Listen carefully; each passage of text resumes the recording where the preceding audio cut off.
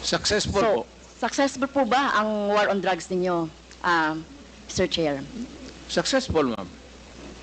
So, how do you measure po yung success nung war on drugs?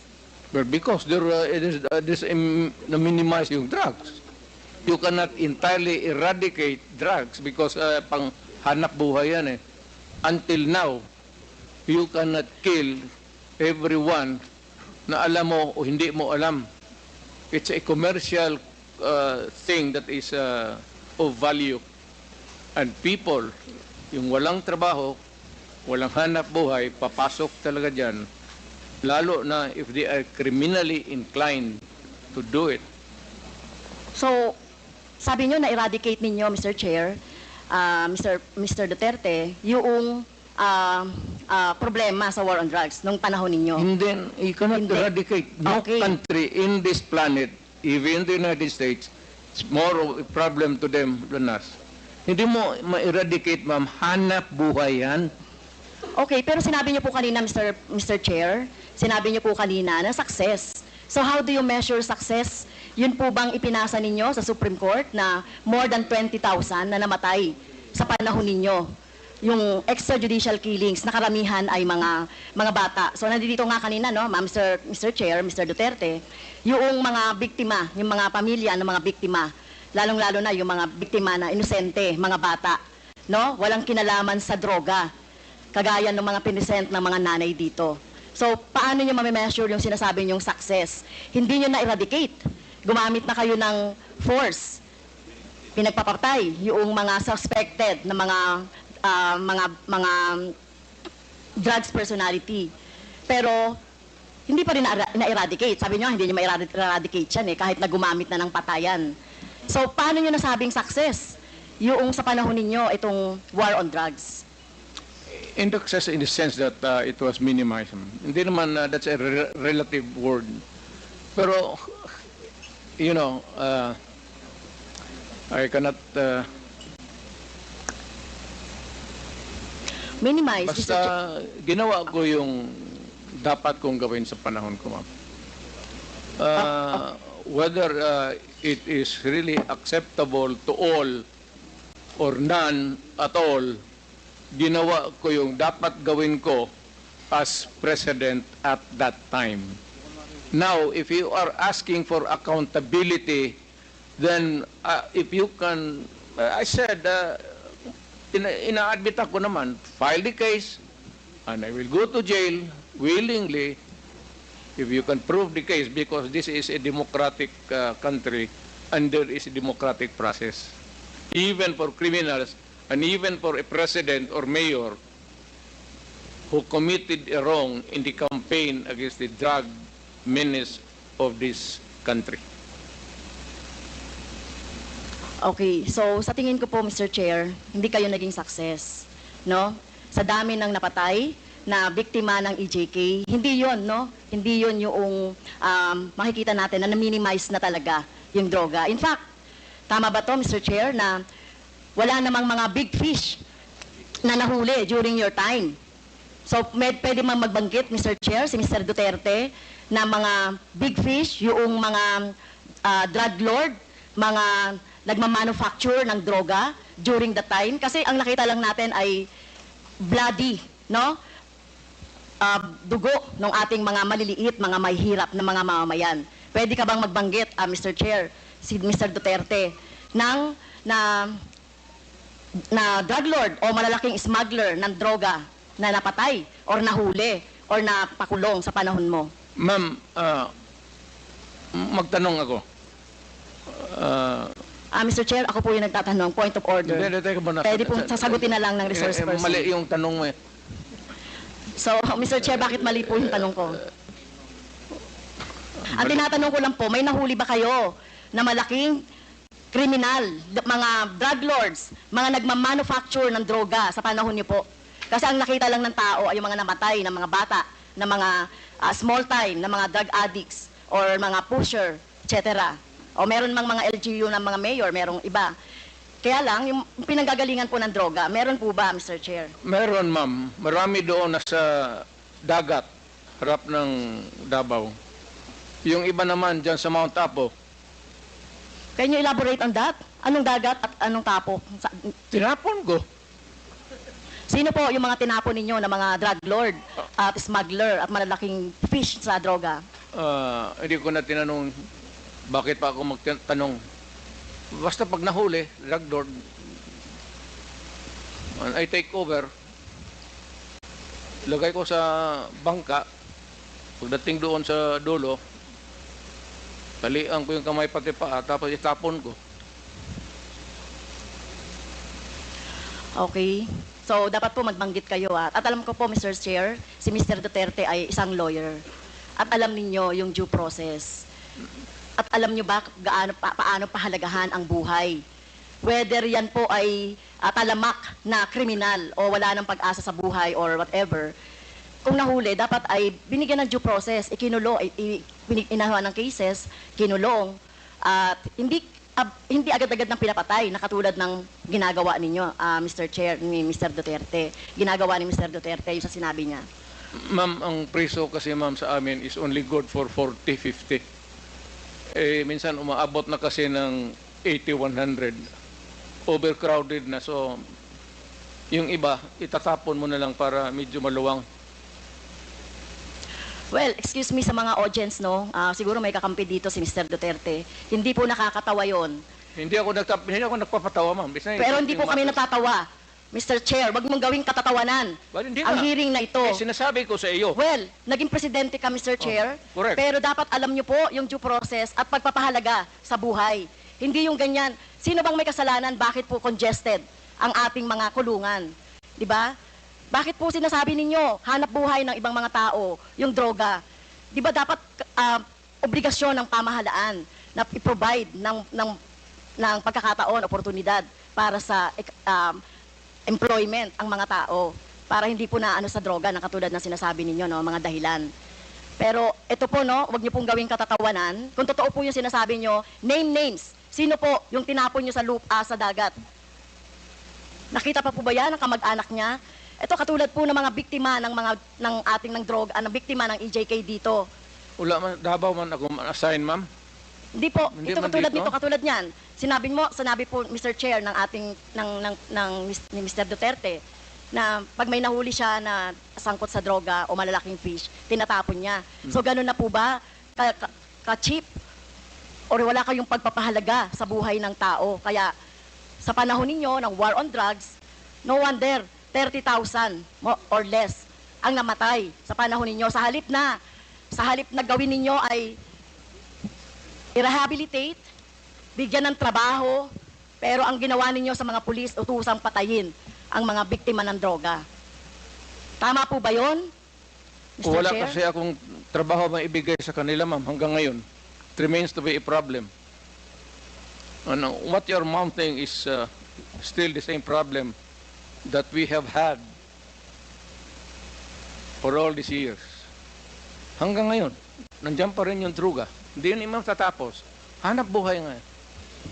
Pero hindi po siguro katulad nyo, no? At ito ay magsisilbing lesson, Mr. Chair, kay Mr.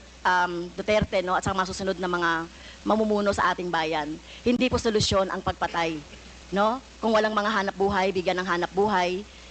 Pagsikapan dito nga, di ba? Ginagawa nga natin ng buong makakaya natin para bigyan ng kahit papaano ay tulong yung ating mga mamamayan. So hindi po ito dapat patayin, no? So mukhang mali po yung line of thinking ni Hindi dapat, ma'am. Pero kung talagang, Mr. Duterte. if the situation calls for it, I will not hesitate. And the police should not hesitate. Especially facing a criminal who is also going to kill you pag hinuli mo, dapat patayin mo talaga. At ayaw ko makita na buhayan kasi gamutin mo pa sa ospital, magastos pa ang gobyerno, tapos tapon mo doon sa prisuhan, pakakainin mo pa. Tapusin mo na. That is my philosophy. And I don't believe in you, If you do Mr. not Chair. like if you do not like my ideology, fine. That's mine. Bahala ka na sa buhay mo kung ano yun. Opo.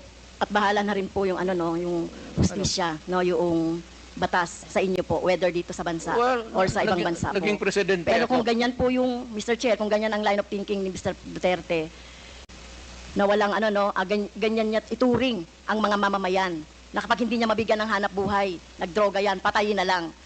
So what kind of thinking of that, Mr. Chair? Right thinking. That's yours. Sa ano niyo yun? What can else can you think of? It's the right thinking. I don't believe in you. Well, Okay, next, Mr. I'm not Chair. asking you to believe in me. Okay, fine. Far from it. Fine, Mr. Chair. In same Senate hearing, Mr. Chair, Mr. Duterte said, encourage the criminals to fight. Encourage them to draw their guns. Yan ang instructions ko.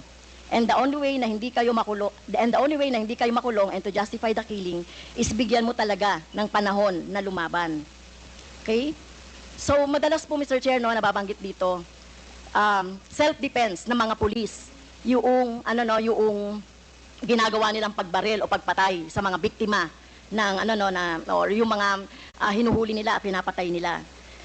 So, as a lawyer, Mr. Chair, tanungin ko si Mr. Duterte, ano po ba yung elements of self-defense?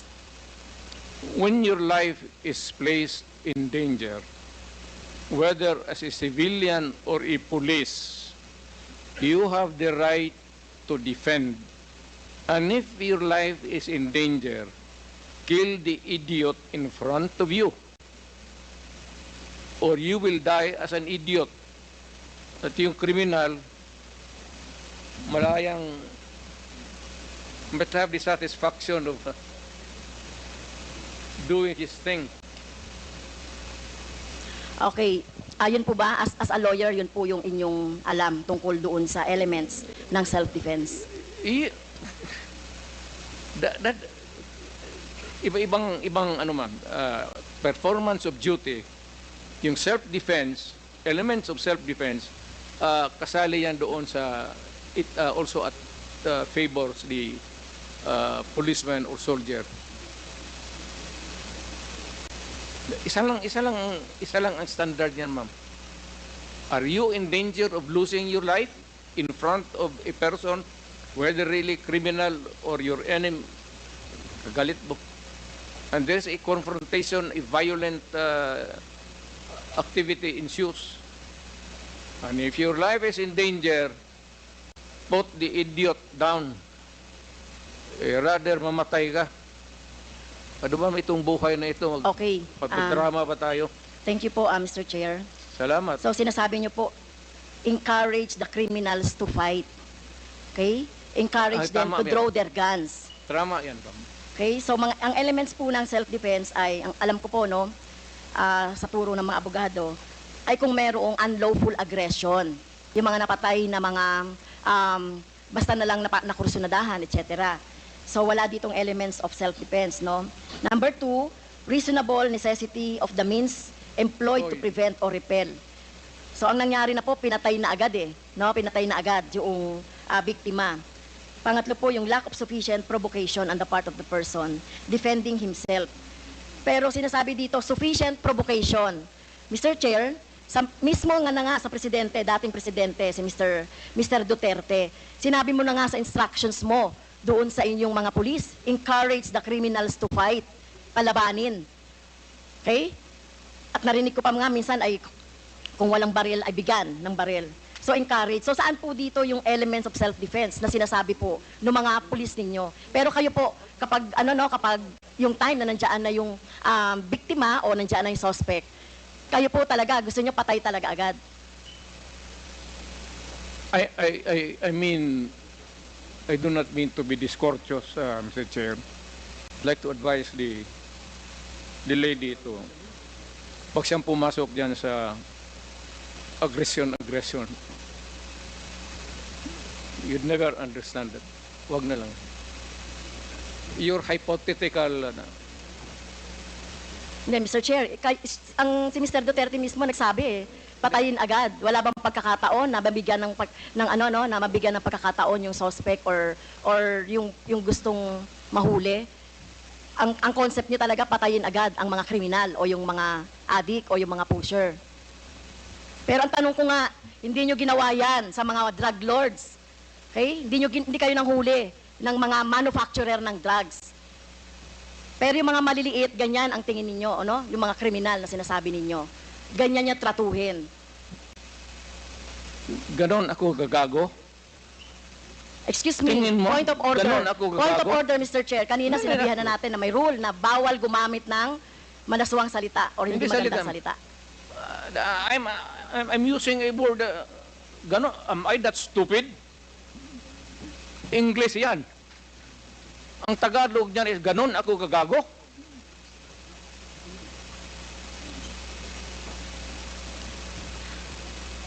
Abogado ako, fiscal ako, ganon ako gagago. Tama kayo, Mr. Chair, tama po si Mr. Duterte, abogado kayo. Pero alam ko, pag abogado, dapat alam niyo po yung due process of law. Alam niyo pong igalang ang karapatan at buhay ng tao, Mr. Chair. Huwag ka magbarurong, ma'am. You do not know me from Adam. Basta na lang anong narinig ninyo yung... That's is, Okay. You have 3 minutes Okay. left, Congresswoman Castro. Yeah, last time na po ba, Mr. Chair? You have 3 minutes left. 3 minutes na lang. Okay, thank you, Mr. Chair. Si Michael Yang po ay kilala na kilala pong malapit sa inyo kay Mr. Duterte, Mr. Chair. In fact, sa panahon po ni Mr. Duterte, inappoint siya as economic manager. So, dito po, Mr. Chair, nababanggit no sa mga resource persons natin yung papel ni Mr. Yang, Michael Yang sa droga, no, sa kalakalan sa droga. So ang tanong ko po kay Mr. Duterte, Mr. Chair, gaano niyo po kilala si Mr. Yang o si Michael Yang? Michael Yang is an owner of a big department store in Davao City. Nag-irate yan, ako ang nag-cut ng ribbon sa department store niya. And every businessman, whether ang background mo, hindi kung saan ka galing impyerno, if you want to have a picture with me, I will gladly oblige you. Even the criminals. Alam mo, do not confuse your, just because they are Chinese and they suspect you. Michael Yang is out there. He has not been arrested. Wala namang dossier na pinapakita sa akin. Kung mayroon ako na ang pumatay, hindi na kailangan ang pulis. Ako na mismo ang... Kung may ebidensya po tayo na involved siya sa droga, papatayin niyo rin po si Oo. Michael Yang? Ako. Maniwala ka. Kung may mga ebidensya Oo. po, papatayin niyo? Sasama, tawagan kita, kasama. Hindi po. Ayokong maging... samahin Ayoko kita. pong maging katulad Ikaw ninyo, yung no? Ayokong masama witness. doon sa patayan. You will So, be hindi a po. witness to a murder. Hindi ko po gagawin yun, Mr. Chair, no? Sumama kay Mr. Duterte para pumatay. Yan ang problema mo.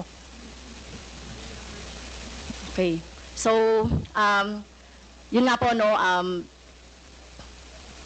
yun pong mga malalaking drug lords katulad ni Michael Yang na sinasabi. Pero hindi niyo po alam na involved sa droga si Michael Yang, Mr. Duterte, Mr. Chair.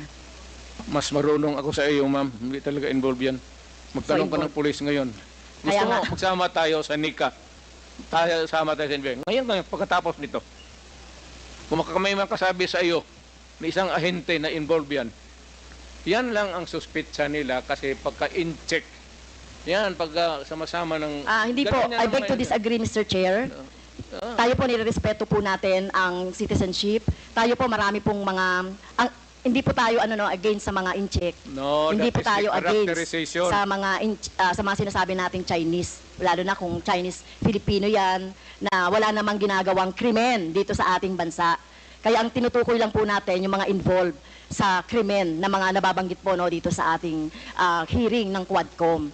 So, sana po, no, nung panahon ninyo po, dapat ang ikinulong at kung yung pinapatay instead ng mga mahihirap ay yung mga drug lords. Kaso wala kayong nahuling drug lords sa panahon Nahuli, ninyo. si Michael Kaya- Yang nandito pa. Hindi pa hinuli. At bakit hindi nahuli? Anong ginagawa nitong magkagong pulis pati? Alam niyo po ba kung nasaan si Michael Yang? Nasa Davao, either dito, nasa Davao. May malaking tindahan yan. Negosyante yan. Lahat Okay. ng negosyante na Chinese, natural born dito sa Pilipinas o from China, pagka dumikit sa akin yan, politiko ako, ma'am. Para sa akin, buto. At contribution sa eleksyon. Pera. Kailangan mo sa eleksyon pera. Prangkahan tayo. Boto pati pera. Kung may maglapit sa amin na ganon, at wala namang ebidensya na nagkakalat sa harap mo,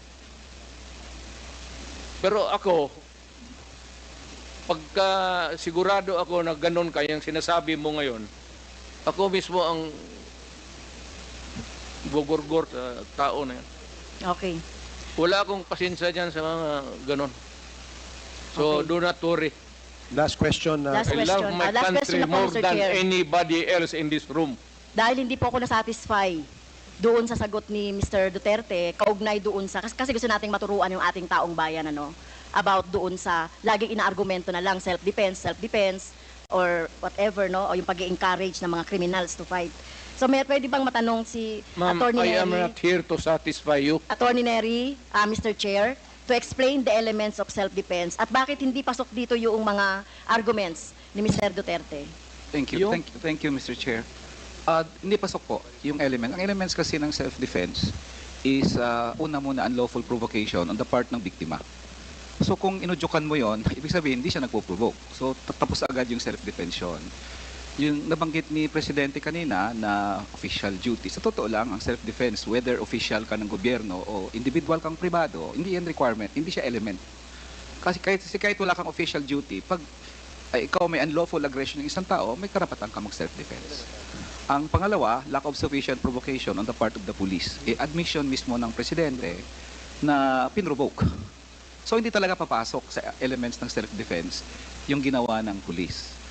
Ngayon, klaro ba sa mga statements ng dating Presidente, yung kill, ina-admit niya naman yon. Yung pag-claim ng self-defense, afterthought na yon, tingin ko, Mr. Chair, kasi hindi naman niya binabanggit dati. Pangalawa, alam ng police yung self-defense.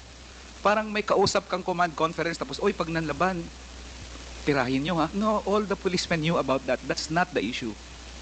Ang context ng issue, Mr. Chair, sa Quadcom hearing, and in fact sa Senate, yung issue talagang right in the minds of everybody is hindi nanlaban. Wala namang nagdedebate dito na pag ang police ba ititreten, may karapatan ba siyang manlaban? Walang ganong debate dito. Wala sa discourse yan sa buong bansa. Nobody is saying na nanlaban na, may karapatan ka ba na birahin o hindi. Everybody knows that. Pero ang issue dito na ina-avoid ng kapulisan for a long time at ng administrasyon ni President Duterte, yung issue ng hindi talaga nanlaban. And in fact, we have some photos, if the COMSEC can show it, to prove that point, Mr. Chair, na hindi nanlaban. So nagtaka ako sa mga ilang general ng unang panahon, na palagi lang sinasabi, kung tinitreten ka, that was not the issue. I'd like to clarify it once for all. All these families, the victims, yung mga nanay na namatayan ng anak, namatayan ng asawa, namatayan ng tatay, ang sinasabi nila, lumuluhod na po. Nagmamakaawa na. So the issue na threat, hindi. Pero very frank naman ang dating presidente kanina, in-admit niya naman na hindi naman ang laban, di ba? So may na-admit siya, tinatapon na lang sa dagat. So all these things naman shows na the issue of self-defense is not really an issue here. So the answer of the president as to the elements of the crime of self-defense is not on point, to say the least. And in fact, parang magkakaproblema ngayon ang mga pulis sa RTC kung saan sila kinakasuhan because the element of self-defense was already taken away. Okay. Thank you, Mr. Chair. The issue was Thank you, not Mr. raised Chair. by me. Sumasa was just responding. Hindi ako mag-issue ng self-defense diyan kung bakit ako mag-yak-yak ng self-defense kung hindi yan binote out dito sa forum na ito. Sige po. Actually, ganito yan. May I be allowed to? Ang issue talaga dyan, issue yung police na pinapatay. At ang pulis kung pumapatay, sa totoo lang, if they are out there to kill for whatever reason, legal or not, itong mga, hindi yan binabaril yan. Hindi yan hinaharap na sa self-defense. Wala yung self-defense. Sige po, salamat po sa paliwanag ninyo. Gagong pulis ang mag-istorya ng self-defense niya.